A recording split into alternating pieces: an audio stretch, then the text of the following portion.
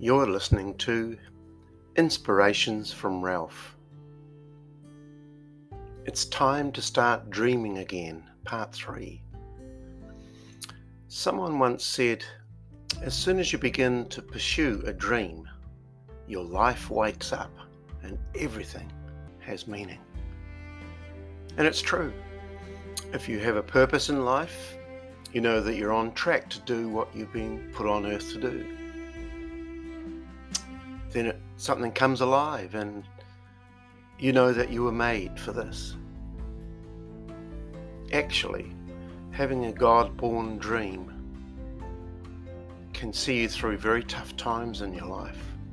It's stronger than the things that oppose you. Jesus endured death on the cross and all sorts of injustice.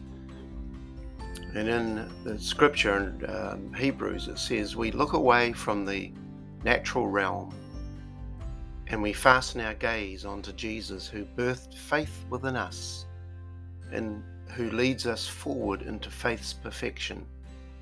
His example is this: because his heart was focused on the joy of knowing that you would be his, he endured the agony of the cross and conquered its humiliation, and now sits exalted at the right hand of the throne of God.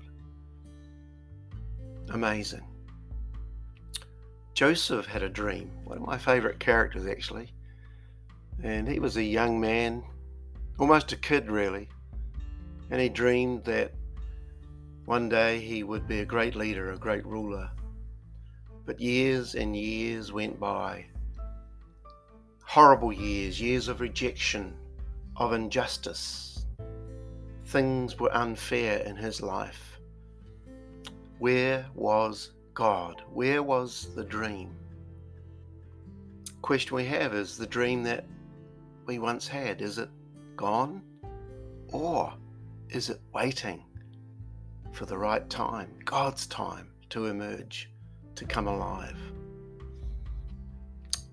Joseph became one of the most powerful leaders in the known world. He became the Prime Minister of Egypt, and it was all in that dream years and years before.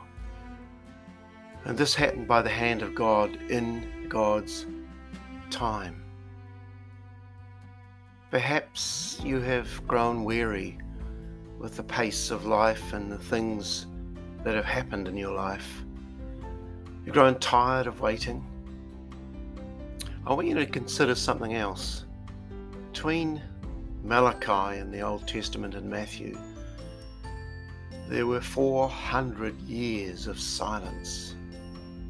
What that means is that in Israel, they hadn't heard from any prophets from God. God didn't speak to them, and 400 years went by. And then it says in Luke 3:15, the people were waiting expectantly and were all wondering in their hearts if John might possibly be the Messiah. They were talking about John the Baptist, and they held on to a promise that one day a deliverer would come. And with that scripture, it's really interesting. The Message translation says the interest of the people was now building. And the CEV says everyone became excited and wondered. Another translation, the English Bible, says this, and I like this. Luke 3:15. Now while the people were on tiptoe in their expectations.